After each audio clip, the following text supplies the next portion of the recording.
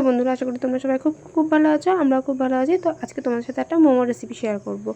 তো মোমোর জন্য এখন যা যা স্টাফিংয়ের জন্য লাগবে সব কিছু কেটে নিয়েছি। এদিকে ময়দাও মেখে নিয়েছি, গাজর, বাঁধাকপি, ক্যাপসিকাম, পেঁয়াজ সব কিছু গ্রেট করে নিয়েছি। আর এখন সেটাকে কড়াইতে দিয়ে একটু ভালো করে নরম করে নেব জিনিসটাকে। একটা এই যে ময়দার ডোগুলো এখন আমরা ছোটো ছোটো লুচির মতো করে কেটে নিয়েছি। তারপরে এটাকে বেলে নেব। বেলে নিয়ে এর মধ্যে স্টাফিংটাকে ভরে দিতে হবে, যে স্টাফিংটা মোমোর জন্য বানিয়ে রেখেছিলাম।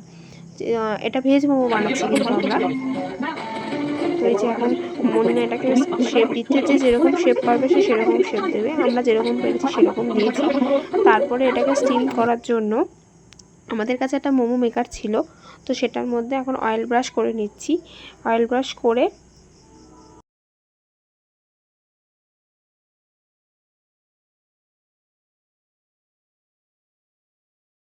এই যে মোমোগুলো আমাদের শেপ দেওয়া হয়ে গেছে।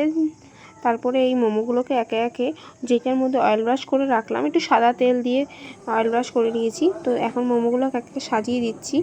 এটা আমরা প্রায় 15 থেকে 20 মিনিট একটু স্টিম দিয়ে নেব।